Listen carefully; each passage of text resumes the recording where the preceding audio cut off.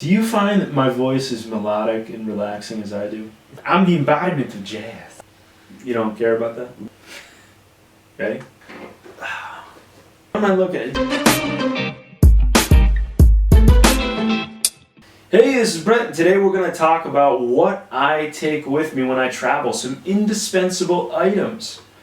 Through the years, I've kind of learned what to pack, what not to pack, and what I need to give myself peace of mind when I travel. Number one for me is this little gem, and this is a portable Allen wrench set. This set of Allen wrenches. And this is relatively new to my arsenal.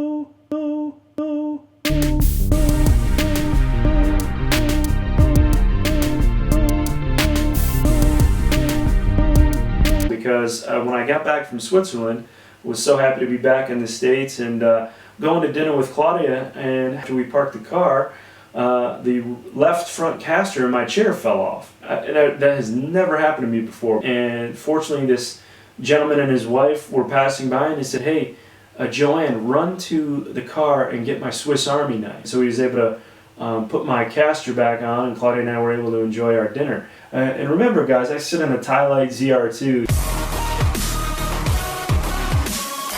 And pretty much that bad boy is Allen wrench friendly.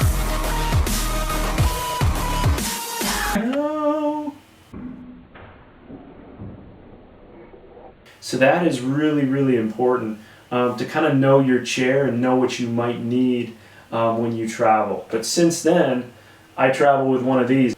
The second thing that I always have with me that I find is vitally important is spare tubes and even a spare tire. So you want to be as prepared as possible. And the third thing I mentioned is a tire. You want to be ready. Be ready for the unexpected. And usually the unexpected isn't something cool like winning the lottery, right? Unexpected things are usually less than ideal. Flat tires, etc., or front casters coming off. So, lost my train of thought. Get that train. We on the train. You may recognize him from the What's Going Down episode of That's My Mom. Ladies and gentlemen, Mr. Randall Watson. Alright, give me a second so I can get you back. Know. Alright. The other thing that I think, number 3 is critically important, is having the right bag. A garment bag that I can just sit on my lap is absolutely pivotal. And a lot of people have bags with wheels on them, and I've even seen some folks take a suitcase with wheels and put it on the back of their chair and kind of tow it, if you will.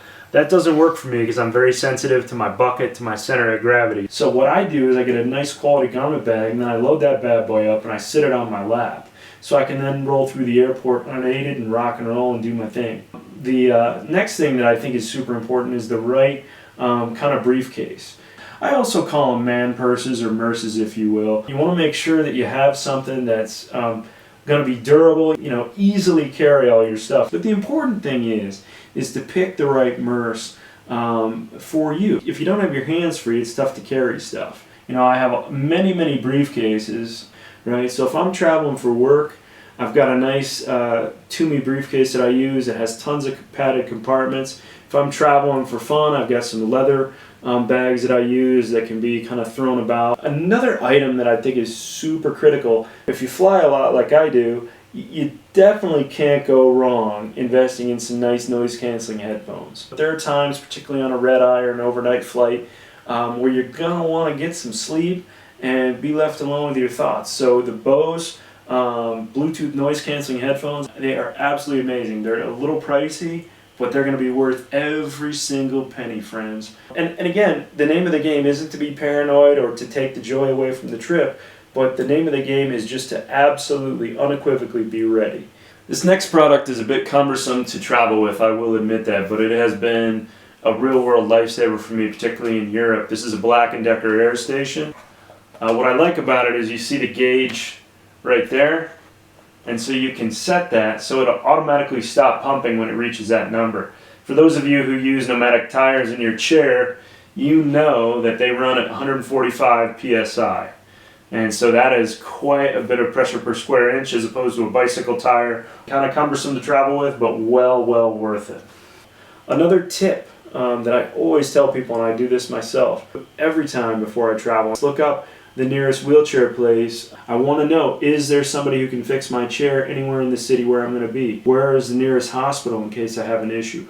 It's all about being ready for that stuff. All that stuff is just all about being preemptive. Ready and preemptive. Ready and preemptive.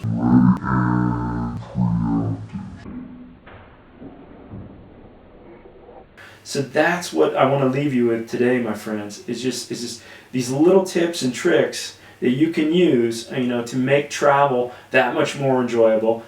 I don't want you to be scared to travel. I know it can be intimidating and it's not easy, but everything that's challenging, I promise you, is worth doing. You're going to meet people, you're going to have new experiences, and it's totally going to be worth it. So I hope you found this information helpful. And until next time, this is Brett. You know what I'm going to say. Keep rolling.